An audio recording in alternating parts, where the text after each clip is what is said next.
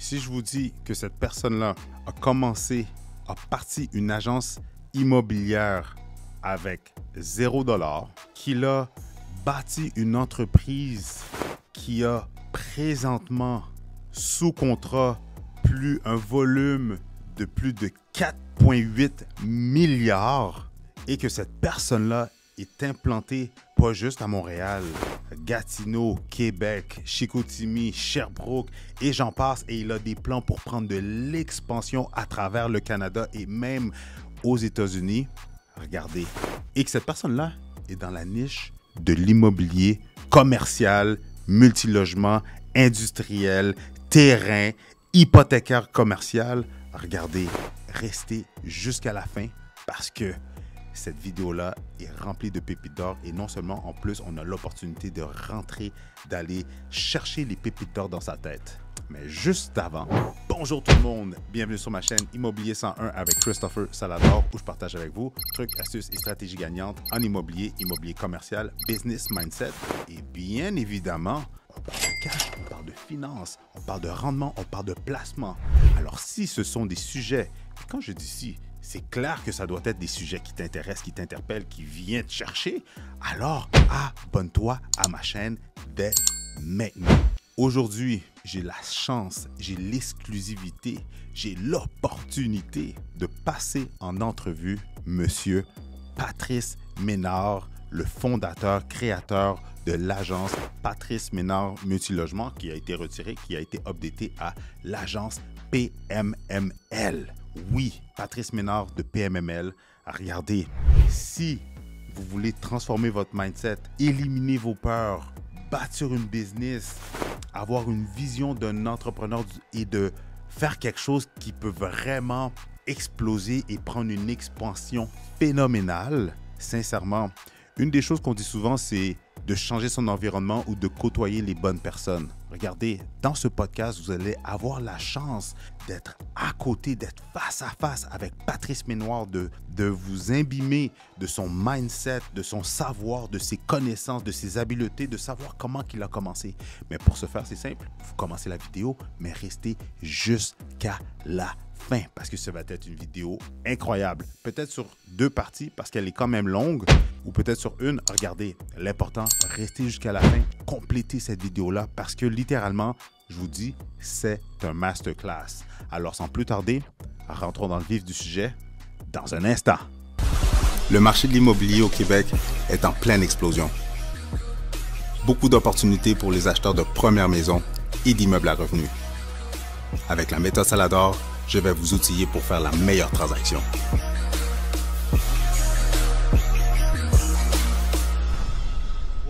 Un petit instant, j'ai une annonce importante à vous faire.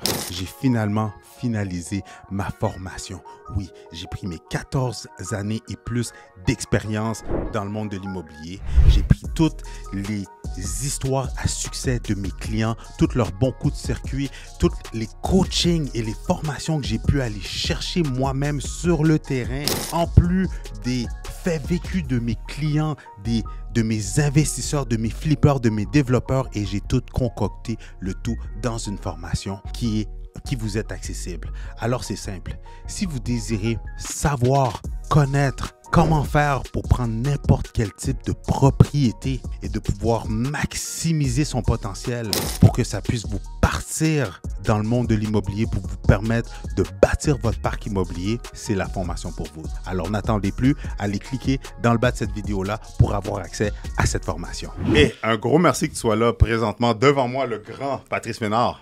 Merci pour l'invitation, ça fait plaisir. Puis, vraiment fier d'être là. Yes. Fait que tu es très connu dans le monde de l'investissement immobilier, dans le monde de l'immobilier commercial, multilogement, puis là en plus tu t'en vas, tu t'arrêtes pas d'évoluer puis de grandir.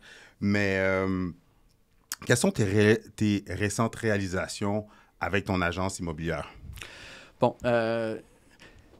les récentes réalisations, je te dirais que, premièrement, là, on a atteint ce que je suis le plus fier présentement.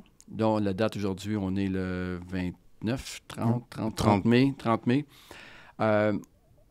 On est revenu au sommet de ce qu'on avait lors de la période de confinement. OK.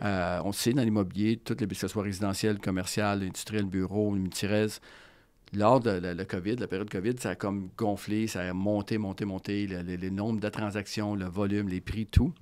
Et quand est arrivée la montée des taux d'intérêt en mars 2022, ben, ça a comme shut down complètement l'immobilier commercial, même résidentiel aussi. Tout à fait. Mais l'immobilier commercial, c'est souvent une question de rendement. Donc, dès qu'on touche au taux d'intérêt, ça l'affecte tout. Puis ce qui est arrivé sur le marché, et je l'avais prédit à ce moment-là, puis ça, j'ai pas peur de le dire. À chaque fois que je dis quoi, ça arrive, OK? Puis je challenge les gens, je le dis publiquement, j'ai pas peur de ça.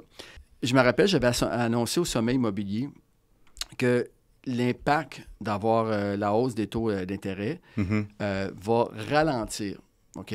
Puis techniquement aussi, c'est sûr que ça va affecter un petit peu les valeurs, mais pas beaucoup, mais surtout ralentir le marché. Et là, on se projette 1 an et demi après cette hausse des taux-là. À ce moment-là, là, ça fait maintenant près de 2 ans. En fait, 1 an après, le volume transactionnel au Québec dans le commercial a baissé de 40 Hey boy. Oui. Fait que là, 40 tu te dis, OK, fait que ça a un impact, surtout dans une entreprise comme la nôtre, où est-ce qu'on est à travers la province, on a des milliards de volume. Donc, 40 fait que ça l'a vraiment affecté. Mais pour PMML, par exemple, on a baissé de 30 l'année suivante, en 2023.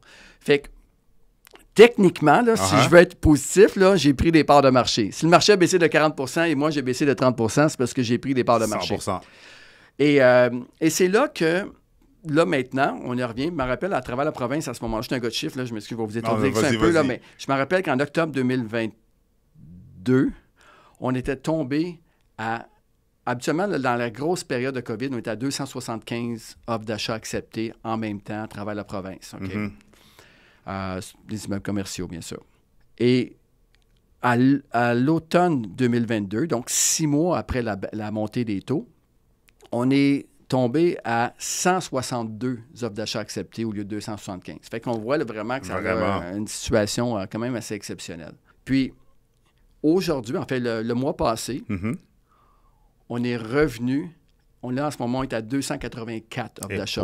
Ça veut dire qu'on a passé de 162 à 284 pour dépasser notre sommet qu'on avait eu dans la période de COVID. Puis quand tu parles d'accomplissement, je suis très fier de toute l'organisation PMML, que ce soit les courtiers, l'exécutif, l'équipe d'administration, l'équipe marketing, parce qu'on a passé à travers cette période-là.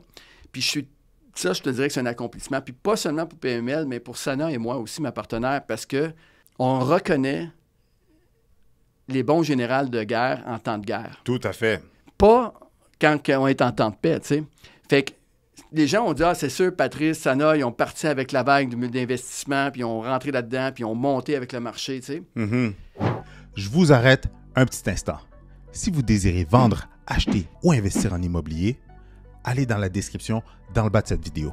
Vous allez pouvoir cliquer sur un lien pour réserver une consultation avec votre cher et l'unique Better Call Chris, où est-ce que je vais pouvoir répondre à toutes vos questions. On va pouvoir regarder votre situation, mais encore mieux, on va pouvoir élaborer un plan d'action qui va vous permettre, te permettre de soit vendre, acheter ou encore mieux, investir en immobilier. Alors, si tu désires passer à l'action et te lancer dans le monde de l'investissement immobilier, va dans la description et clique sur le lien dès maintenant.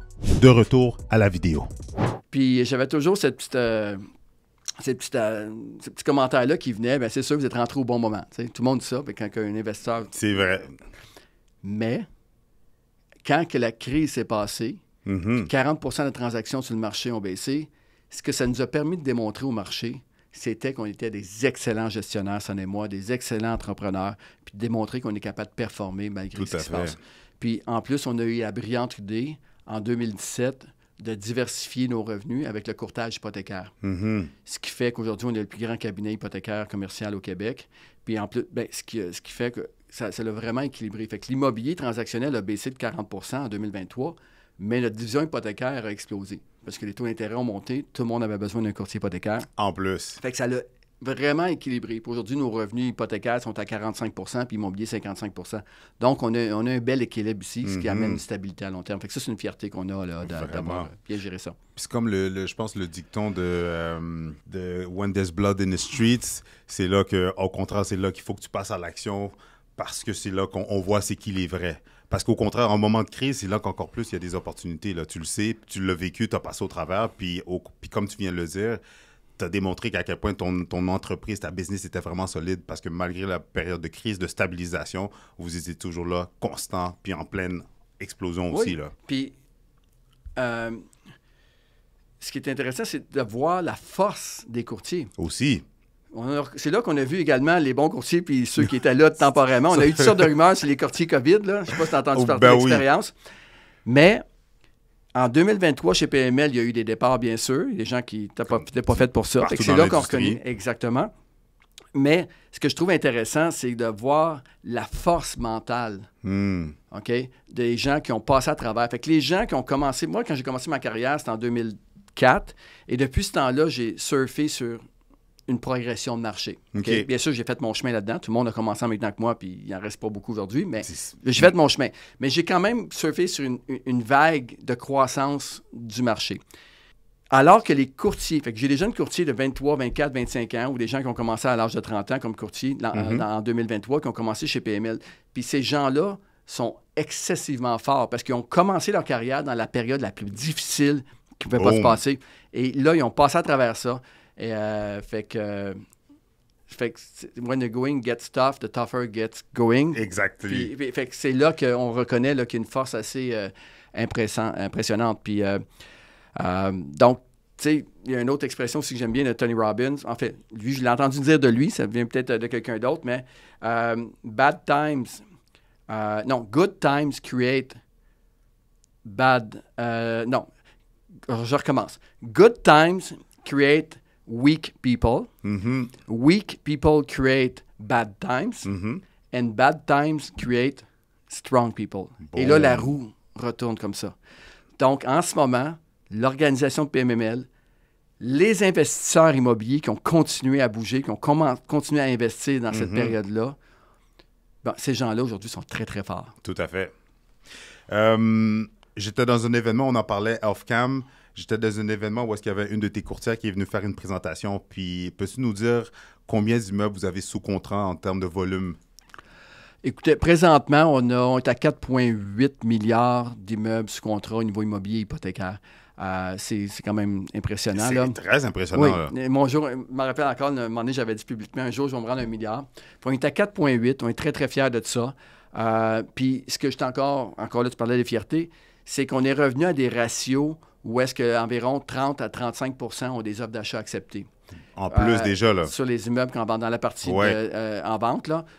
Fait que ça, c'est des bons ratios. C'est que 1 sur 3, c'est vraiment un ratio qu'on avait dans le temps de COVID, où on avait un offre d'achat accepté sur 5 immeubles en vente pendant la pire période. Et là, on a rebaissé à 1 sur 3. Fait que l'offre et la demande, présentement, est au bon point. Super, super.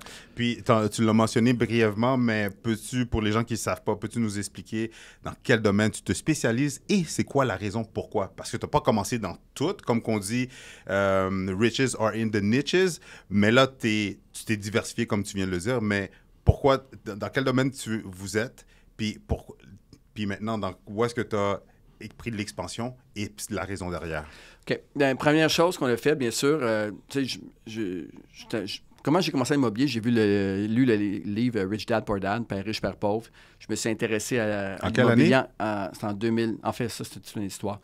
Je fais une petite parenthèse là-dessus. Sana l'a mis sur ma table de chevet, qui est ma partenaire, Sana Benzacourt. Puis elle a mis ça sur ma table de chevet en 2001. J'ai ignoré le livre, il est resté dans le salon, dans ma table de chevet. J'ai ignoré pendant 2-3 ans. Je sais pas pourquoi. Je n'étais pas dans ce mode-là.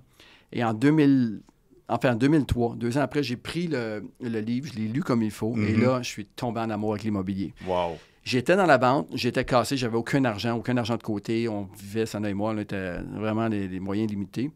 Puis, fait que j'étais déjà dans la vente. Je me suis dit, OK, je suis intéressé par l'immobilier. J'ai pas d'argent pour investir.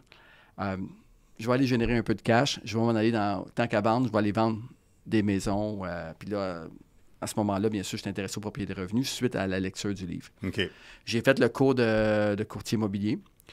Et à ce moment-là, courtier immobilier, courtier hypothécaire. Parce qu'en 2004, quand tu faisais le cours, tu pouvais faire les deux. Fait que moi, ce que j'ai fait, j'ai commencé la première année comme courtier hypothécaire. 1 an après, je suis devenu courtier immobilier, chez Remax d'ailleurs. Et puis, Après ça, ben, on a continué. Puis je vais commencer à me spécialiser avec les propriétaires revenus. Okay. J'ai commencé, première année, j'ai fait quelques maisons. Ensuite, j'ai fait des plex. Et pour tranquillement, en 2 ans après le début de ma carrière, je me suis dit, je fais juste 16 logements et plus. OK. Et là, de 2006 à 2008, toujours, j'étais chez Sutton à ce moment-là. Et puis, un moment donné, j'ai vu qu'il y avait un besoin sur le marché. C'est là que j'ai fondé Patrice Ménard Multilogement. OK. Je veux dire PMML aujourd'hui, là. Donc, on a fondé Patrice Ménard Multilogement et on a décidé de se focusser sur le mid-market. Le mid-market, c'est des transactions entre 2 et 10 millions. OK. Et j'ai fait mon chemin là-dedans parce qu'il y avait un trou au Québec. Tu avais les bannières résidentielles qui travaillent beaucoup jusqu'à 6, 8, mettons, qui faisaient, à ce moment-là, on retourne à 15 ans, au niveau des prix, c'est qu'ils faisaient des transactions en bas de 2 millions. Puis tu avais les multinationales qui, eux, focusaient sur des propriétés en haut de 10 millions. OK. Fait qu'entre les deux, des fois, tu vois la multinationale qui venait faire un deal de 5 millions ou tu voyais le courtier résidentiel d'une bannière résidentielle qui venait faire le 5 millions. Puis, mais il n'y avait pas vraiment d'entreprise au Québec qui était positionnée entre 2 et 10. Donc, ce qu'on a fait, c'est qu'on a commencé à focuser sur ce marché-là, à comprendre les investisseurs, à travailler. Fait qu'on a vraiment développé sur le multilogement. Donc, Patrice Ménard Multilogement. Puis, donc, ça a été le focus pour les premières années. Ensuite, tu parlais de transformation. Oui. En 2018, c'est là qu'on a commencé à vouloir développer une entreprise. Fait que là, on regarde de 2008 à 2018, 10 ans. Là. PMML, c'est pas un overnight. Là. Tout le monde entend parler aujourd'hui. On était pendant 10 ans de temps. Sana et moi, le premier courtier qui a joint l'équipe 5 ans après, ça a été François Gagnon en 2013. Ensuite, on a Thierry Samlal en 2016 et là, ça a commencé à débouler. Mais ce que je trouve intéressant, c'est qu'on a enlevé, justement, pour diversifier les revues en 2017, premièrement, on a enlevé Patrice Ménard du nom, puis on a enlevé Multilogement du nom. Okay. On a gardé PMML là, pour faire une transition parce que dans les 2 années de transition, on voyait PMML, puis on voyait en dessous écrit Patrice Ménard Multilogement. Fait que tranquillement, on a enlevé Patrice Ménard parce que je faisais plus de courtage. Okay. Donc, les gens voulaient me laisser le spot sur les courtiers dans l'équipe, de donner l'exposure courtier. Fait qu'ils ne voulaient pas faire affaire avec Patrice. Ils voulaient faire, avec PMML, quel courtier qui est le meilleur pour moi, puis ainsi de suite. Et on a enlevé le mot multilogement parce que c'est en 2018, 2019 et surtout en 2020 qu'on a commencé. On a commencé à faire du commercial industriel bureau. OK. Puis aujourd'hui, un autre accomplissement, la majorité de l'inventaire de PMML n'est pas du multilogement. Arrête. C'est soit du terrain, soit du commercial, soit de l'industriel, le commerce de détail, bureau. Oh oui. Fait que c'est intéressant parce que là, on s'en va dans on s'est diversifié encore, pas seulement par financement puis la transaction immobilière, hypothécaire puis immobilier, mais on s'est aussi diversifié dans le type d'actifs qu'on fait. Puis que ça, on est très content. Parce que l'avenir de PMML, la croissance de l'entreprise, on a des grandes visées encore au Québec. Oui, on a 8 bureaux à travers la province, on est très présent, tout ça, mais on est capable, selon nous, d'environ entre 3 et 4 fois de monter notre chiffre d'affaires encore ici. Mais ça passe par le commercial industriel. Pourquoi? Parce que présentement, selon les régions, on est des régions qu'on a 40 du volume dans cette région-là, enregistré au registre foncier. Là. En plus. C'est 40 au registre foncier, entre autres l'Estrie. Puis des régions qu'on a 10 puis mais surtout dans l'ensemble, c'est entre 10 et 20 des parts de marché. OK. Mais en commercial industriel, on a à peine 3 Fait que pour moi, et le commercial industriel bureau est un marché 3 fois plus gros que le multirésidence. Fait que si je suis capable seulement d'aller chercher 10 du commercial, juste en faisant ça, je vais être capable de tripler, quadrupler la valeur de l'entreprise, la valeur du volume qu'on fait. Tout à fait. Fait que c'est tous pour ça que pour moi, l'avenir passe par là. OK, parfait. Fait que là, c'est comme tu l'as dit, vous avez débuté avec justement le multilogement dans la niche justement là, de 1 million à 10 millions. Ensuite, vous avez évolué dans le multi, justement dans le industriel, commercial, commerce de bureau, etc.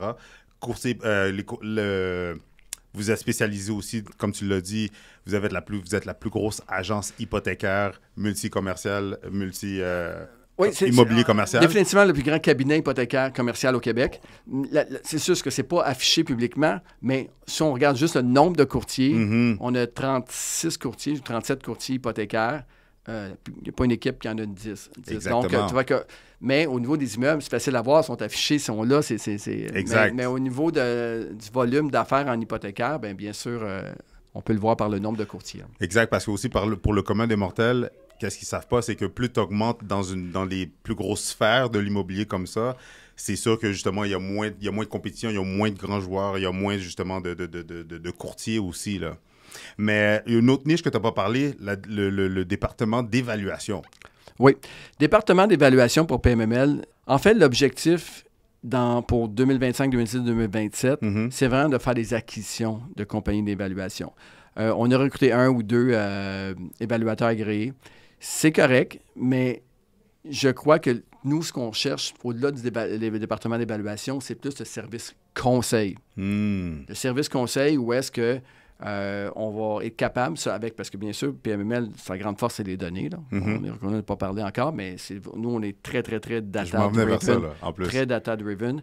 Et pour nous, l'évaluation est un complémentaire à l'information qu'on peut aller récolter, mais également aussi, on peut donner des informations que personne n'a. Je vais te donner un exemple. PMML est la seule entreprise qui est capable d'avoir autant de revenus et dépenses sur le marché. OK. Parce que si 2 propriétaires privés font une transaction ensemble, hors marché, mais PMML va le financer. N'oubliez pas là, qu'on a environ 15 à 20 des financements au Québec. En plus. Donc, sur le registre foncier, les actes hypothécaires, il y a environ 15 et 20 selon la tranche de financement que PMML fait. Donc, on va être capable d'aller récupérer ces chiffres-là. Puis ensuite, on va s'en servir. Bien sûr, on dépersonnalise les données. Bien sûr, on fait attention à ça. Puis, mais de façon anonyme, on est capable de savoir par code postal c'est quoi les ventes, c'est quoi le loyer moyen, parce qu'on a accès à toute cette information côté hypothécaire. On le fait d'une façon, bien sûr, avec un mur de chaîne bien comme il faut dans les règles de l'art. Mais reste que on récupère l'information, puis ça nous permet d'avoir un edge que personne n'a. C'est impossible d'avoir. S'il y a 2 propriétaires ensemble qui font une transaction, la seule personne qui va avoir les chiffres, c'est le notaire ou la ville s'il demande des revenus et dépenses de l'immeuble. Puis la banque, l'institution qui finance. Exactement. Fait que c'est pour ça que nous, en étant courtier, mais ça nous amène un edge. Est-ce que tu l'avais déjà... Est-ce que c'était dans ton plan d'action long terme quand tu as commencé à prendre de l'expansion, ou c'est juste une suite logique puis qu'après ça, c'était comme « Ah ben, let's go, on embarque dans cette niche-là aussi ». Absolument pas, Chris. Puis, en plus. Ouais, les gens pensent qu'on est tous des brains, là, de tout planifier ce qui s'en vient. Je crois que Sana et moi, on a un instinct. OK. Puis, c'est long avant de prendre nos décisions. Bien, long. Ça dépend pour qui, là. Pour moi, mettons que je décide de faire un projet, ça peut me prendre quelques semaines avant d'aller de l'avant. Il y en a que ça va des années. Ça va, je mets en perspective, là. Mais c'est rien de planifié. Le courtage hypothécaire, ça a été simple. On a commencé, j'avais une licence, j'étais dirigeant d'agence. À ce moment-là, quand on a commencé en 2017, on était sur la responsabilité de l'OASIC. Donc, j'étais... c'est ça, je me mélange avec les termes parce que de dirigeant responsable au niveau hypothécaire, de dirigeant d'agence au niveau immobilier, à ce moment-là, j'étais dirigeant d'agence, fait que je dis à William Duvernay, qui faisait la majorité des dossiers pour PMML, puis on était la majorité de ses clients aussi, de Minette PMML. Il y avait François Gagnon, Thierry Samlard, on était quelques courtiers. On dit, Will, viens-t'en travailler avec nous autres, on va tout faire les dossiers, viens-t'en en boîte, on va travailler ensemble, on va se référer des clients comme ça. Fait que William, c'est comme ça que le courtage hypothécaire a commencé chez nous. Fait que William est arrivé. Rapidement, William a commencé à refuser des dossiers parce qu'on y en envoyait trop. En plus. Alors là, on va dire, écoute, on va aller voir ton chum Alex Gagné. Ça a été un peu, ça a pris 1 an de plus. Puis finalement, Alexandre est venu. Alex, bien sûr, déjà une grosse business, vient continuer à alimenter. Puis ensuite, ben là, on a des stars comme Mathias Saché, des gens de Jean-Philippe Paradis qui ont suivi, Christian Pomelo, Alex Boisvert. Et là, ça a commencé à lever. Et là, on est arrivé avec une offre de service incroyable. Puis, fait que la planification là-dedans, aucune. C'est juste, hey, viens travailler avec nous, tu vas faire nos dossiers. Mais quand tu as une belle offre de service, tu as une belle vision, tu as une belle équipe, tu as une belle chimie, tu as une belle culture, à un moment donné, ça l'explose. Là. Les gens viennent, puis tu continues à offrir, à focusser sur le client. C'est quoi que le client veut? C'est quoi qu'il a besoin? Comment pas être dans la routine? Comment comprendre ce qu'il veut? De toujours se remettre en question. C'est un peu ça qu'on a fait.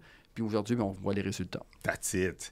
Puis, parle-nous de ton CRM, justement, parce qu'une des phrases, quand on s'est rencontrés à tes bureaux, tu m'avais dit « Celui qui contrôle les data contrôlent le marché. Peux-tu explorer là-dessus? Je ne sais pas si je l'ai bien dit, là, mais peux-tu nous expliquer là-dessus? Puis c'était quoi le mindset derrière ça? En fait, contrôler le marché est un grand mot.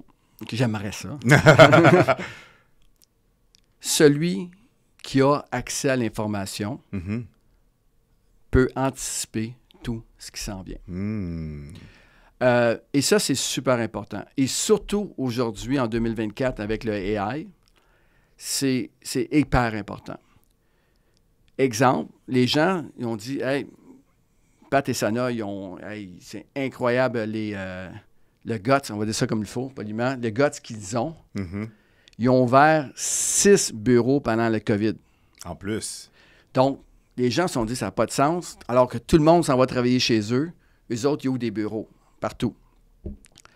En arrière de ça, moi, j'avais l'information que l'immobilier, parce que j'étais dans les données, puis que je voyais ce qui se passait, puis l'offre et la demande, le manque d'inventaire, le manque de logement, etc., j'ai vu que l'immobilier exploserait pendant le COVID. Parce que j'avais accès aux chiffres. Encore là, je l'avais prédit. Je vous le dis. Mais tu ne savais pas que le COVID s'en venait, mais tu voyais la tendance. Quand le COVID est arrivé, c'est en mars 2020, je me souviens bien. Exact. Nous, on a ouvert les bureaux. On avait un prévu qui était à Québec, mais le restant, on a accéléré le processus parce qu'on a vu tout de suite ce qui s'est passé. Le trend qui s'en venait. Oui. Puis ça, c'est pour ça d'être à jour. Donc, on est up-to-date de toutes les transactions immobilières parce que PML achète tous les ventes au Québec commerciales et achète tous les financements commerciaux à tous les mois. Donc, pour revenir à ce qu'on disait, c'est de l'anticipation. C'est que celui qui a les données est capable d'anticiper ce qui va se passer, est capable de voir, est capable de focusser sur les bonnes choses. Donc, nous, on s'est dit, c'est sûr que si on ouvre des bureaux partout, il y a 2 choses qui vont se passer. Premièrement, on va prendre la profondeur au Québec, parce qu'on n'est pas juste Montréal-Québec. Maintenant, il y a Gatineau, il y a Sherbrooke, il y a Chicoutimi, puis Brossard, Laval, puis on commence à bien mettre nos tentacules un peu partout. Et par la suite, bien, on va être capable de connecter avec les clients, parce que ça, c'est important. Donc, les données sont importantes. L'autre point aussi qui est important avec les données, c'est que ça va te permettre de détecter certains algorithmes, certains patterns que les investisseurs font. Fait que moi, je vais taper un nom, puis je vais avoir ce nom-là, je vais voir exactement les transactions qu'il a faites, les immeubles qu'il a, les derniers financements qu'il a faits. Puis avec l'AI, on est capable de mettre une valeur sur son immeuble et avoir le pourcentage de financement qu'il y a sur son parc immobilier selon les dernières hypothèques qui ont été enregistrées. Wow. Oui, fait que là, on peut voir que ce gars, il est sous... il n'y a pas aucun leverage, fait qu'on peut lui proposer un petit peu plus de financement. Ou au contraire, ce propriétaire-là, il a fait 3 transactions dans les 3 transactions en 2023, 3 transactions en 2022, 2 transactions. Fait que ce gars-là est dans une porte de sortie. Il y a 17 immeubles, il y en a 23 par année présentement. Donc, ça nous permet d'aller tout de suite cogner à la porte. Donc, ça, les data vont faire ça. Ta question sur le CRM. Donc, un CRM ne vaut rien sans les données. Et les données ne vaut rien sans le CRM. Wow. OK? Ça prend vraiment les deux. Parce que des gens, à un moment donné, vont dire, OK, ben c'est facile, tu vas sur JLR, tu achètes toutes les propriétés du Québec, puis let's go, achète-les. Il y a 2 défis là-dedans. La première, c'est que tu vas avoir des données brutes de JLR, OK? Mais tu n'as pas de revenus et dépenses. Tu as juste les données, les prix de vente, et ainsi de suite. Les immeubles. Mais quand même, ça te permet quand même de commencer à populer un database. Le problème, c'est que si tu n'as pas de CRM pour faire interagir ces données-là, ça ne donne rien. Les gens vont aussi aller d'un autre côté, ils vont dire moi, je vais aller chez Salesforce, HubSpot, peu importe le CRM que tu vas utiliser. Mais c'est bien beau avoir un CRM, mais si tu n'as pas de data en arrière, le CRM ne vaut rien.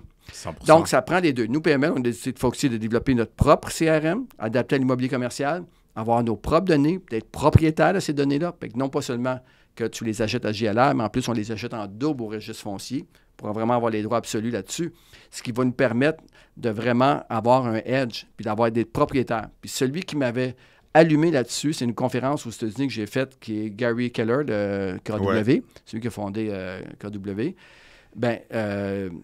J'avais vu sa conférence, puis Gary Keller avait vraiment parlé d'être propriétaire de sa technologie. Puis c'est là que je me suis allumé à ça. Bon, OK. Encore là, c'est même pas quelque chose que tu avais pensé. C'est juste en cours de route, dans l'action, en pleine évolution. Tu t'es dit, wow, tu as eu accès à cette information-là et tu l'as appliquée. Petite parenthèse, oui. Je suis un gars qui était très, très passionné par la technologie. Fait que ça l'a aidé. Le premier employé de PML était un programmeur, avant même d'avoir une adjointe administrative. OK. Donc, ça, c'est important de savoir. Okay. Donc, à partir de là, on a développé, puis on avait... Écoute, en 2006, je pense qu'on avait déjà un extranet, les gens se loguaient, ils pouvaient faire des offres d'achat en ligne et tout. Oui, c'est ça. Fait que, ouais. C'est fou parce que justement, quand tu parlais de... Puis je me rappelle, avant même que on entendait parler du AI, surtout dans le monde technologique, informatique, on entendait parler du AI, puis ça, c'était bien avant ChatGPT puis tout ça.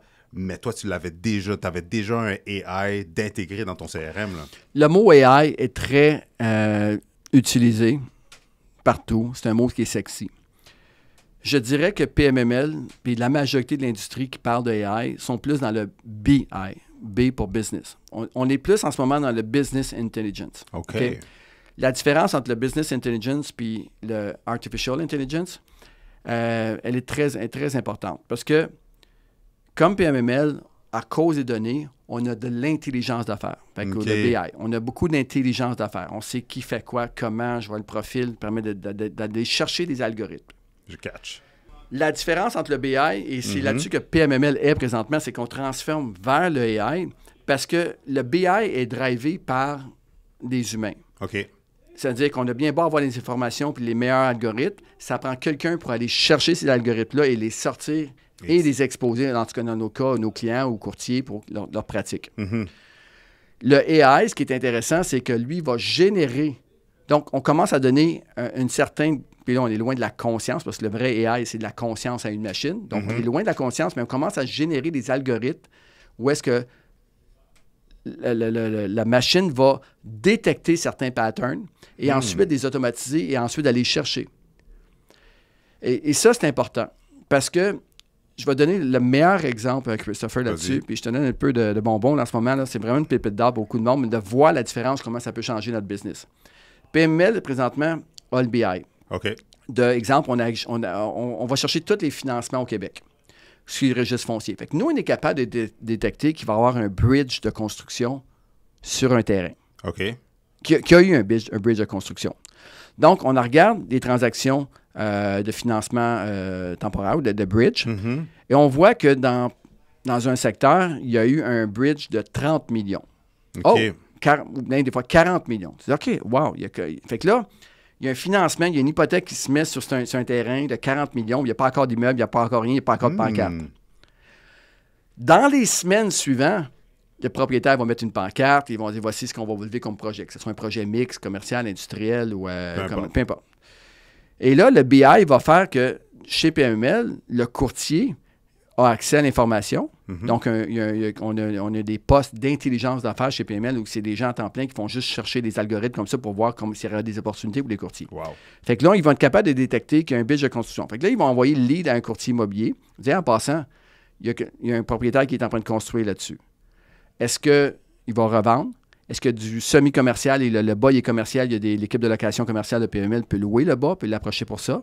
Et il va envoyer le même ligne au courtier hypothécaire. Il va dire, en passant, il y a un bridge de construction, mais s'il voudrait faire son retrait d'équité ensuite pour la porte de sortie, son take-out qu'il appelle dans le jargon, c'est le temps de l'approcher. Donc, l'humain, le BI, a fait qu'on l'a. Fait que le courtier immobilier prend le lead, puis lui, il va dire, hey, moi, je vais appeler propriétaire voisin. Êtes-vous vendeur? Vous ne le savez pas, mais il y a un gros projet qui se met juste à côté de votre terrain. Votre terrain vient de prendre la valeur en date d'aujourd'hui. Il n'y a rien de fait encore. Ah non, je ne suis pas au courant, je n'ai pas vu de pancarte. Non, moi, j'ai l'information. Wow. Fait que tu te mets à appeler des propriétaires.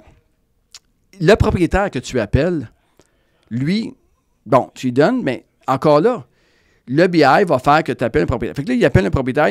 Le premier propriétaire va dire, hey, écoute, je ne suis pas vendeur, mais je serai acheteur. Je viens de refinancer. Là, le courtier regarde comme il faut dans son profil à ce propriétaire-là, puis il voit, c'est vrai, te refinancer. Le courtier va approcher le vendeur. Puis le vendeur, lui, va dire, écoute, non, je ne suis pas vendeur, je suis acheteur. Je viens de refinancer 5 immeubles, je suis liquide présentement. Au contraire, maintenant que tu me dis ça, je vais acheter tous les voisins avec toi, on va contacter les voisins. Donc, le courtier, là, on est dans le BI, parce que le courtier a eu l'information, et là, il regarde dans le système, il voit, hey, c'est vrai, ce vendeur-là a refinancé 4 immeubles. On l'a. Mais le courtier n'a pas pensé d'aller voir l'information. Et là, ce qui est magique avec le AI, c'est que le AI, lui, va faire... Il n'y aura pas d'erreur. Il va tout de suite aller voir l'information. Il va dire, hey, approche tel propriétaire, il vient de refinancer, il est liquide, c'est le temps de communiquer avec les autres. Damn. Donc, la différence entre le BI et le AI est là. c'est que dans le AI, l'humain qui oublie de faire certaines recherches va être 10 fois plus efficace. Donc, ça va complètement changer le portrait de l'immobilier. C'est fou. C'est incroyable.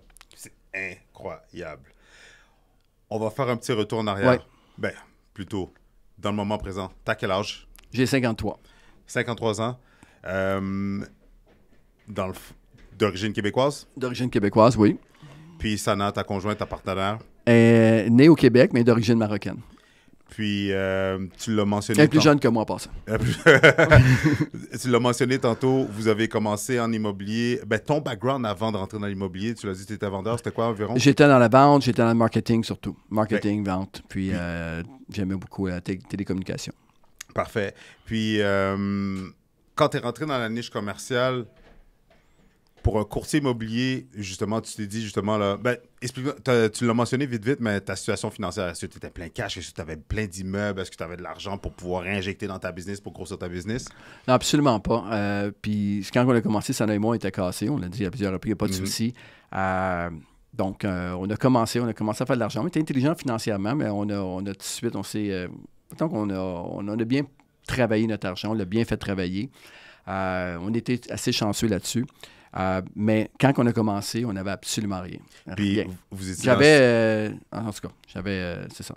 Ça n'a pas été simple. Puis vous l'avez commencé aussi dans le sous-sol de chez vous? Sous-sol, oui, exactement. On était dans le sous-sol, puis on avait enlevé notre table. On avait une pièce pour la salle à dîner. On a enlevé la salle à dîner de là. On a mis le bureau de Sana dans la salle à dîner. Mon bureau à moi était dans ma chambre, qui était en bas. On avait un condo sur 2 étages. Ouais. Et on mangeait dans le salon. Wow! Oui, on avait une table marocaine ronde, là, puis comme cette table-là ici, là, puis on mangeait là, puis on avait notre petit garçon Amine, qui est rendu aujourd'hui dans l'entreprise, 23 ans, mais je m'en rappelle encore, et puis c'était magique, là. C'était vraiment le début. On a toujours fait ce qu'il fallait faire, on a toujours passé la business en premier. OK. Puis c'est comme ça qu'on a bâti PMML. On pense à la business, et la business va prendre soin de nous après. C'est vraiment pas dans les questions, mais tu m'amènes dans une autre ligne de pensée parce que, tu sais, c'est quand même un challenge. Tu sais, on voit tous les succès de tout le monde avec les réseaux sociaux puis tout ça. Puis quand on se lance en business, on est très axé sur, OK, on veut faire de l'argent, on veut exploser, prendre de l'expansion, etc. Mais il y a quand même la réalité qui est notre vie personnelle. Puis avec ta situation avec Sana, est-ce que vous avez toujours la même lignée de pensée? Comme tu viens de le dire, oui, on a mis la business en avant, mais est-ce que c'était plus toi que elle? Est-ce que c'était les deux? Est-ce que tu as dû la tirer pour l'amener avec toi pour avoir ta vision? C'était quoi un petit peu votre chimie? Si tu veux bâtir une entreprise avec tout près de 5 milliards d'immeubles sous contrat, tu ne peux pas avoir de vie équilibrée. OK. Ça n'existe pas. OK? Je pense que nous, on a plus été enlignés qu'équilibrés. Il y a une différence entre les deux. Les gens, des fois, cherchent l'équilibre en temps. Pour nous, ça n'a pas existé. 110 de nos efforts étaient avec PMML. Wow. Autant Sana, autant moi. Et on a toujours pensé comme ça, mais on était enlignés à bâtir quelque chose de grand. On avait beaucoup d'ambition. OK. Donc, le fait d'être enligné sur nos rêves, on n'a jamais pensé à l'équilibre. Je comprends. Parce que la journée que les gens ne sont pas alignés dans ce qu'ils font au quotidien versus où est-ce qu'ils veulent aller, il est là le problème. Parce que là, ils cherchent l'équilibre parce qu'ils se rendent compte que finalement, ce qu'ils font, ils n'aiment pas vraiment ça, puis ça ne s'en va pas vraiment vers ce qu'ils veulent. Donc, OK, j'ai besoin de plus de temps. Les gens qui ont eu du succès, ils ne comptent pas le nombre d'heures, ils ne regardent pas l'équilibre. Pourquoi? Parce qu'ils sont alignés vers ce qu'ils veulent. Tout simplement. That's it. Puis tu en as parlé quand tu m'as fait le tour de ton bureau, de ton agence. La nouvelle abréviation, ou plutôt le AKA de l'abréviation de PMML. Bien sûr, il y avait Patrice Ménard, multilogement, mais c'est Power, Money, Mindset, Leverage. That's it. Et ça s'est décidé pour le fun. Moi, Sana, il y avait notre garçon, puis il y avait un Gabriel Guinéa, là, qui est aussi... a été chez PMML. Puis Gabriel, on était au Olympico un samedi soir, puis on parlait, puis à un moment donné, on s'est amusé avec ça, puis on a sorti ces 4 lettres-là. Et là, aujourd'hui, dans tous les bureaux PML, on voit Power, Money, Mindset, Leverage. Puis je pense que tout ça ensemble est un beau mix. Ça englobe le tout. Oui. Exact. Puis, rapidement aussi, il y a un thinking que... pas un thinking, mais, tu sais, y a beaucoup de monde qui vont penser que, mettons, pour être un bon coach ou pour accompagner les gens dans un certain domaine, il faut absolument, comment je pourrais dire, avoir ton track record. Qu'est-ce qui fait clairement du sens? Dans le sens que, tu sais, admettons, pour coacher un bon athlète, il faut que le coach, lui, a été dans la game, etc. Mais on s'entend que, tu sais, le coach de Michael Phelps, le coach de Michael Jordan, ils n'ont jamais joué à leur niveau de performance. Où est-ce que je veux aller avec ça, c'est que, parce que moi-même, ça m'a surpris quand tu me l'as dit, mais quand tu as commencé, ou jusqu'à aujourd'hui, est-ce que tu as un parc immobilier, as-tu beaucoup de portes, etc.? Écoute, c'est une très bonne question. Puis, peu importe la réponse, tu peux trouver une phrase qui va fitter avec ce que toi, tu veux faire. Oh, tout à fait. Et ça revient au concept de ne jamais rien faire, ne jamais faire les choses par rapport à ce que les autres pensent ou ce que les autres veulent ou ce que tu penses qu'ils veulent ou ainsi de suite. Il faut que tu le fasses pour toi-même. Mm-hmm. J'ai un ami qui a une Ferrari. OK. Si j'ai une Ferrari, je ne lui demanderai pas de la réparer. OK. Tu comprends? Tout à fait. Ben oui. Donc, pour moi, la meilleure personne pour réparer la Ferrari, ça va être un mécanicien qui travaille pour Ferrari, qui connaît inside out les dessous du capot. Mm-hmm. Alors que 90% des conducteurs n'ont aucune idée de ce qui se passe là. C'est tellement vrai. Bon. Fait que ça, c'est la phrase pour dire, ben garde, pas besoin d'avoir un gros parc immobilier pour connaître le multilogement. Je crois qu'à un moment donné, puis tu peux faire cette phrase-là à l'envers aussi, que si tu veux avoir... Fait que je pense que tout est bon. Mais personnellement, Sana et moi, on a décidé de mettre notre argent, bien sûr, avec des professionnels du placement et de tout focusser sur bâtir notre entreprise. Parce que pour nous, le parc, c'était pas devenir investisseur. Au départ, on était intéressé, mais quand on est tombé en amour avec le courtage, on a voulu faire une business. Puis encore là, on a Rich Dad Poor Dad, vous intéressez à l'immobilier. Il y a un deuxième livre qui s'appelle Les cadrans. Quand tu regardes les cadrans, tu as le côté employé, tu as le côté travail autonome, tu as le business, puis tu as l'investissement. Donc, nous, on a commencé courtier immobilier comme self-employed, travail autonome. Ensuite, on a transformé ça en business et tous les profits d'entreprise, on les a mis sur le marché avec avec des professionnels. Et aujourd'hui, on est littéralement très heureux de ça. Puis la valeur de l'entreprise, sans compter la valeur de l'entreprise, à part les placements qu'on a de côté. Fait que je crois qu'à un moment donné, il faut que tu fasses ce qui est bon. Puis pour nous, le fait de faire cette stratégie-là, qui était moins payante que d'investir 100% l'argent dans l'immobilier, mais qui nous a permis de focusser à 100% sur PML, dont la valeur aujourd'hui, elle est absolument incroyable. C'est tellement vrai, c'est tellement bien dit. Puis, aussi, quand on s'était vu, tu m'avais dit quelque chose qui m'a vraiment fait vibrer à l'intérieur. Parce que, tu sais, quand j'ai commencé en immobilier, j'ai commencé en 2010. Toi, tu as commencé en 2004, tu as dit. Puis, c'est sûr que quand j'ai commencé, ben t'as pas le choix d'aller dans des networking events. Fait que un des plus populaires à l'époque, c'était le Club investisseur immobilier, le CIQ. Puis c'est là que je t'ai vu, c'est là que je te voyais, puis tout ça. Puis tu avais justement là, ton kiosque, etc., avec ton partner. Mais il y a eu un shift dans ta croissance, évidemment, mais il y a eu un shift. Puis tu m'as parlé quand on s'était vu que le shift qui s'est passé, c'est que tu as surpassé tes peurs ou tu as brisé tes peurs. C'est quoi qui s'est passé entre l'ancien Patrice Ménard du tout début de sa carrière au Patrice Ménard qui a élargi sa vision, qui a passé à l'action, qui a exécuté? Bon, premièrement, la première chose qu'on a fait, c'est j'ai été travailler sur moi-même. OK? J'ai toujours fait ça. Il y a 2 semaines, j'étais en Suisse voir Dr. Joe Dispenza avec ma conjointe, bien sûr, Sana, et aussi 2 courtiers PML, Vanessa Calero et Jessica Ann Lindengham, qui était d'ailleurs que tu as vu au Equity Club. Yes. Builders Equity Club. Anyway, fait que on est partis là les 4, puis on a été travailler sur nous-mêmes un peu. C'est un spécialiste en méditation et tout. Mais ça, pour moi, ça a toujours été notre réalité à Sana et moi. Okay. On a toujours fait ces conférences-là. Puis j'avais été voir, entre autres, Tony Robbins. Puis Tony Robbins, j'ai fait plusieurs conférences au cours des années. J'étais même à son resort aux îles Fidji. Et dans le séminaire de 3 jours qui s'appelle Unleash the Power Within, ce séminaire-là, OK, il y a un exercice où il va chercher toutes tes peurs, puis tu essaies de les sortir de là. D'essayer d'éliminer tes limiting beliefs qu'ils appellent. OK? Et je te dirais qu'à partir du moment que j'ai fait cette conférence-là, Moi, j'avais plein de peurs. Une des peurs est, si je bâtis une équipe, j'entraîne ma compétition. Si je développe une équipe, ils vont voler mon database. Si j'ai une équipe, ils vont copier mon CRM. Si j'ai une équipe, ils vont prendre toutes mes techniques de marketing. Sans compter aussi les pensées limitatives que les gens t'imposaient en disant, tu m'avais dit, si tu te bâtis une équipe, ça va être de gérer une garderie. Ça va être de gérer une garderie.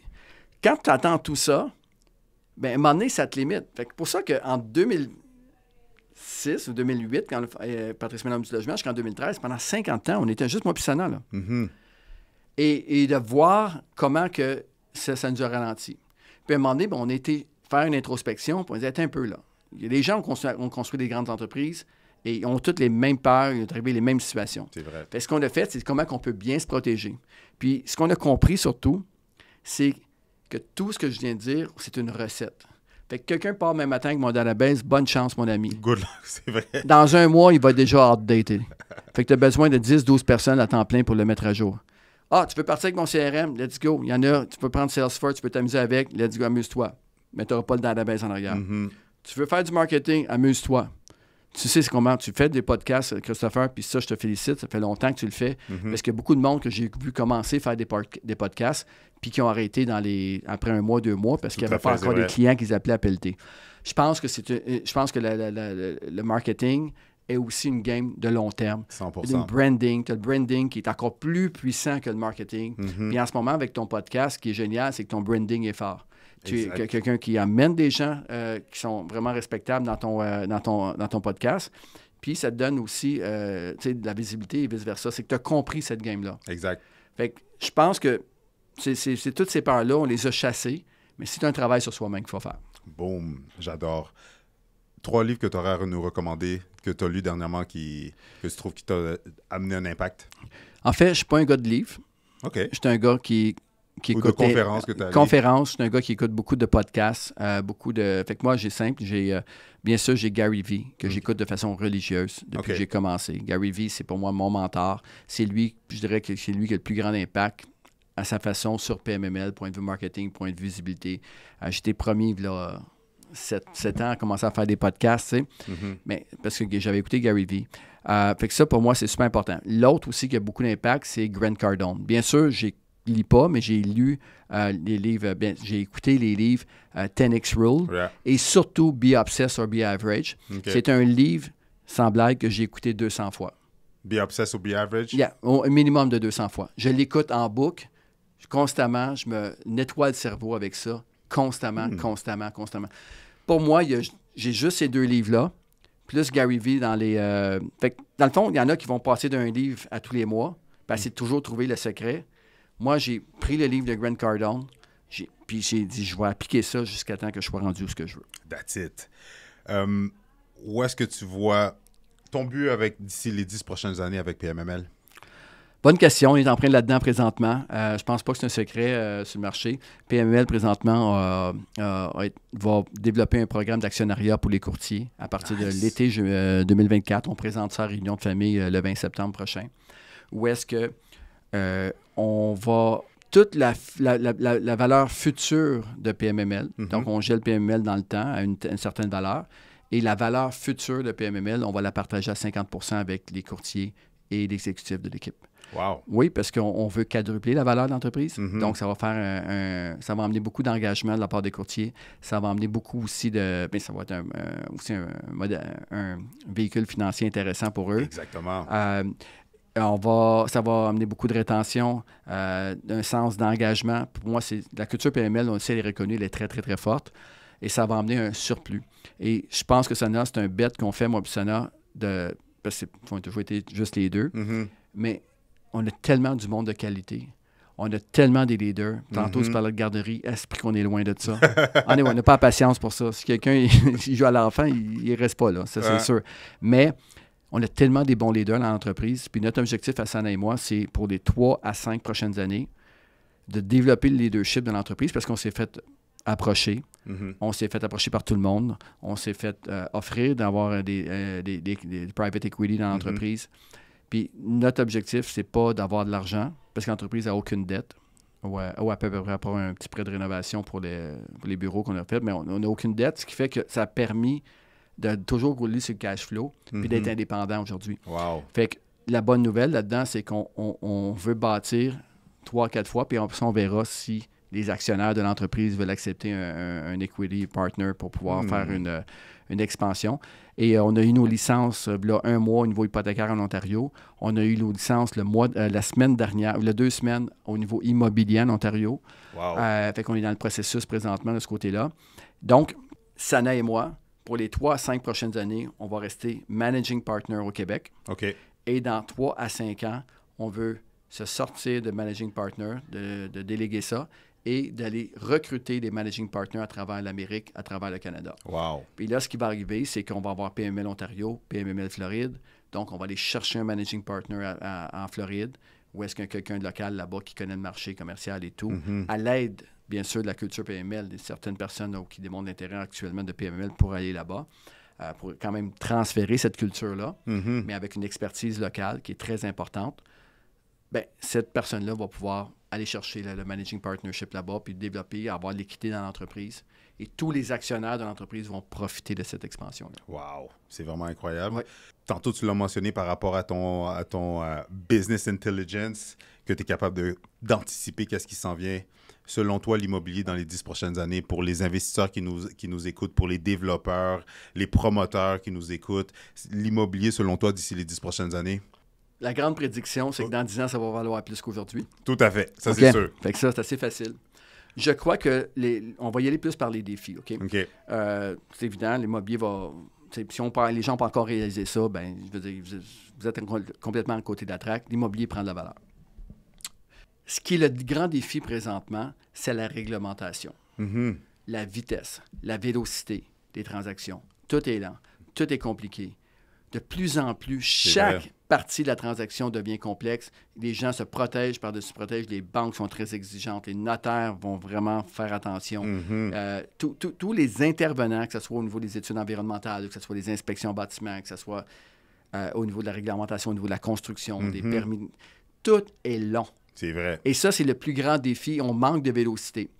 On arrive de Dubaï, 3 mois, et la vitesse d'exécution, là-bas, oui, ils ont de l'argent. Oui, il y a des fonds. Oui, ça va bien aussi avec quand ils ont beaucoup de l'argent. Mais la vitesse d'exécution, c'est quelque chose qu'ils ont d'exceptionnel. Wow. 2 semaines après, on est parti en France, au MEPIM, qui est la plus grande conférence immobilière là, en Europe, qui est vraiment, vraiment, je serais peut-être même zéro monde. Il y a 30 000 personnes qui sont là tous les années, à Cannes. En tout cas, un beau setup, ça l'aide. Mais de voir les projets partout dans le monde, à la vitesse d'exécution qu'ils ont, la vitesse qu'ils vont bâtir, la vitesse d'avoir les permis. Et c'est là qu'on se rend compte qu'au Québec, quand on va voir ailleurs, puis, tu sais, on ne se console pas. On va voir ailleurs, puis on dit, attends un peu, là. Si on ne fait rien, on voit qu'on est complètement en retard. C'est vrai. Et le edge qu'on avait, le Canada, le Québec, ça n'existe plus, là. Honnêtement, maintenant, on a une réputation d'endroit où est-ce que c'est difficile de faire des affaires. C'est une économie qui est stable, que les gens ont encore confiance au Canada. Je pense qu'il n'est pas trop tard pour renverser ça, mais on a littéralement une réputation où est-ce que c'est compliqué et c'est lent faire des affaires chez nous. Et on sait que la vélocité dans l'investissement immobilier est quelque chose de plus important. Donc, le plus vite que ton retour, le plus vite que ton projet est levé, le plus vite que l'argent revient. 100%. Et c'est là que les gens recherchent. Donc, on comprend un investisseur européen ou du Moyen-Orient ou de l'Asie. Bien, s'il a la chance d'aller mettre son argent à Dubaï, où est-ce qu'il sait qu'il va avoir son retour en dedans d'un 18 mois? Crime, ça fait une différence, là. OK. Donc, et là, la différence. Et le plus grand défi des propriétaires pour les prochaines années sont dans la vélocité. Et là, bien sûr, tout le monde a sa théorie sur comment contrer ça, mais on n'a pas le temps aujourd'hui d'en parler. Non, exactement. Puis, rapidement, si on t'enlevait tout, on te garde juste tes connaissances, t'es encore avec ta partner Sana, mais on te met dans un endroit où est-ce que tu dois tout recommencer. Est-ce que tu irais dans la même... Qu'est-ce que tu ferais, mettons, pour rebuild? OK. Tu sais, c'est une réponse que les gens disent « Ah, je recommencerai de zéro, il n'y a pas de souci. » Absolument pas. J'ai 53 ans. Si j'ai à recommencer, je trouve le prochain PMML, je trouve un PMML qui est là, je joins cette entreprise-là, génère entre 1,5 million et 2 millions par année de commission et j'investis cet argent-là. Et de recommencer l'entreprise, je ne recommencerai pas. C'est excessivement difficile. Ça a pris des années. Là, ça va bien parce que, tu sais, on est là, puis on continue, puis la vitesse, maintenant, va bien. Là, c'est un effet exponentiel. À 53 ans, je ne recommencerai pas ça. Mais j'aurais tellement trouvé un PMML, je m'installe dans cette compagnie-là, je développe ma business dans cet écosystème-là. Coupez-vous de tout. Moi, je veux faire des transactions parce que je suis un courtier dans l'âme. J'adore faire des transactions. Fait que je retournerai dans l'intérieur d'une entreprise comme PMML et je bâtirai entre 1 million, 2 millions de facturations par année. Puis, that's it, la vie est belle. Fait que c'est exactement ce que je ferais. J'adore. Dernière question qui tue. Quel conseil que tu donnerais à la version toi-même plus jeune de 18-20 ans? Ce serait quoi le conseil que tu dirais? Associe-toi avec les bonnes personnes. OK. J'ai pas eu quelque chose de facile en classe de 16 ans et 22 ans. J'en parlerai pas ici, là, mais ça n'a pas été facile pour moi. OK. C'est vraiment une épreuve. Mais s'associer au niveau avec les mauvaises personnes pour faire partie de la gang, comme tous les jeunes font. Puis là, ça commence à déraper un petit peu. Rien de grave, mais quand même, c'était pas avec les bonnes personnes. Et la journée que j'ai rencontré ma femme à l'université, parce que j'ai arrêté l'école en secondaire 3 en passant. OK. Pardon? J'ai arrêté l'école en secondaire 3. OK. J'ai vécu une mauvaise période. Après ça, je me suis tranquillement replacé. J'ai retourné aux causes adultes. J'ai été au cégep. J'ai été à l'université. Sana, elle a 2 ans plus jeune que moi. Je viens de dire son âge. Elle a 2 ans plus jeune que moi, mais je l'ai rencontrée à l'université en même temps. Donc, 2 ans que j'ai arrêté complètement avant de recommencer les causes adultes et les femmes. Fait que j'ai arrêté en secondaire 3. Et je crois que la journée que j'ai rencontré Sana, premièrement, j'ai lâché toutes les mauvaises fréquentations. Puis ce qui est arrivé à ce moment-là, c'est que je me suis associé avec une femme qui est extraordinaire, une femme qui est solide, une femme qui, bien sûr, qui avait beaucoup aussi de peur, mais j'ai amené une certaine certitude, mais elle a amené une certaine sagesse, une certaine, je pourrais dire, intelligence émotionnelle. Vous la connaissez, Sana, elle est extraordinaire. Donc, elle n'a jamais changé, elle est toujours 100%. Comme ça, puis elle se lève le matin, puis elle est pareil en passant. Fait que je pense que ça a changé ma vie. Fait que le plus grand conseil, c'est associez-vous avec les bonnes personnes le plus rapidement possible. Puis je pense qu'avoir rencontré Sana quelques années avant, ça serait un rate incroyable. T'aurais-tu un call to action pour ta gracieuseté, pour ta gentillesse, ton partage? T'aurais-tu un call to action à faire aux gens, que ce soit des investisseurs, des promoteurs, développeurs, ou que ce soit des courtiers hypothécaires, commerciaux, ou des gens qui débutent? T'aurais-tu un call to action à faire? La première chose, au niveau des investisseurs, je pense que c'est important de réaliser en ce moment qu'on est dans une fenêtre où est-ce que le marché va reprendre. Les taux d'intérêt, hier, les taux des CMB étaient à 4 % environ. Les CMB, donc tu ajoutes le profit des banques par-dessus pour avoir le taux d'intérêt. Ça va finir par baisser. Avant-hier, j'étais à Toronto. J'ai vu l'économiste Benjamin Tal, qui est quelqu'un que je suis beaucoup, que j'admire beaucoup. Et c'est une question de temps avant que les taux baissent. Okay? On pensait que ça aurait été cet été. Ça va être temps. Donc, la journée que les taux vont baisser, vous allez avoir de la compétition en tant qu'investisseur sur le marché. Tout le monde recommence. Fait que c'est le temps de bouger maintenant. Bien sûr, pour les gens qui cherchent une opportunité de carrière, PMML, je crois que pour les gens qui veulent faire du commercial, je pense qu'il y a l'endroit endroit où aller. Faut que tu fites dans l'entreprise, il faut que tu aies l'intention de bâtir une business. Chez PML, on cherche des courtiers qui ne veulent pas un lifestyle, on cherche des courtiers qui veulent développer une entreprise de courtage. J'adore. C'est ça. Fait que je pense que l'opportunité est là. Sinon, Christopher, juste te féliciter. Merci. J'adore les gens qui sont constants. Je te vois dans les médias sociaux, tu n'arrêtes pas. Puis je pense qu'il y a des belles choses. Puis ça va me faire plaisir, bien sûr. Si les gens qui me connaissent, qui ne connaissent pas encore Chris, parce que je vais probablement reposter ça, n'hésitez pas à communiquer avec lui pour vos transactions résidentielles. Et un gros merci, Patrice. Puis sincèrement, juste beaucoup de succès. Puis continue ton expansion là. J'adore te voir. Merci beaucoup. Yes. Boom, boom, boom. Quand je dis boom, c'est parce que c'était vraiment du feu, de l'explosion. C'était vraiment du contenu incroyable. Je ne sais pas pour vous, mais pour moi, pour ma part, d'être là, d'être en face de Patrice et de l'écouter, de boire ses paroles, de voir comment il a commencé de A et il a amené sa business à des niveaux phénoménaux.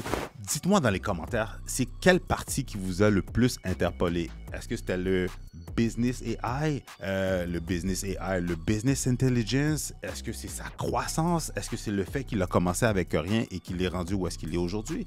Est-ce que c'est le modèle d'affaires qu'il a instauré et il a commencé avec sa conjointe, lui et sa femme, dans le sous-sol de chez eux, avec pas beaucoup d'argent, et regardez qu'est-ce qu'il a bâti.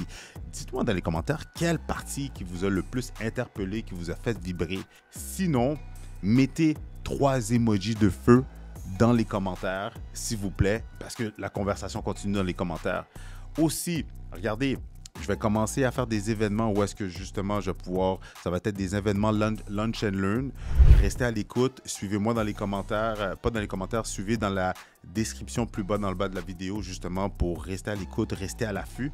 Je vais aussi me mettre sûrement en partenariat ou organiser des 5 à 7 des événements de networking pour qu'on puisse sortir du virtuel et d'aller dans le réel où est-ce qu'on va pouvoir passer à l'action, exécuter, mais non seulement faire des acquisitions, des investissements ensemble. Et oui, moi et vous, moi, mes connaissances, mon équipe et vous, on puisse exécuter, passer à l'action et faire de grandes choses ensemble. Pendant que vous y êtes, oui, pendant que vous êtes là, s'il vous plaît, abonnez-vous à la chaîne. Abonnez-vous parce que vous voyez la notoriété que ça apporte à des gens comme Patrice Ménard, à des gens que non seulement ma notoriété les influence ou ça leur tente de venir s'asseoir avec moi et d'avoir une belle conversation intelligente, de 1, mais de 2, plus la communauté grossit, plus l'audience grossit, ben à travers ça, ils reçoivent des leads, je reçois des leads, on peut faire du partenariat, on peut faire du business ensemble. Regardez, partagez cette vidéo, aimez cette vidéo s'il vous plaît, aimez cette vidéo-là, et si vous désirez avoir d'autres vidéos, d'autres stratégies, d'autres contenus, d'autres entrevues avec des gens hyper extraordinaires comme Patrice, je vous suggère de regarder une de ces 2 vidéos-là.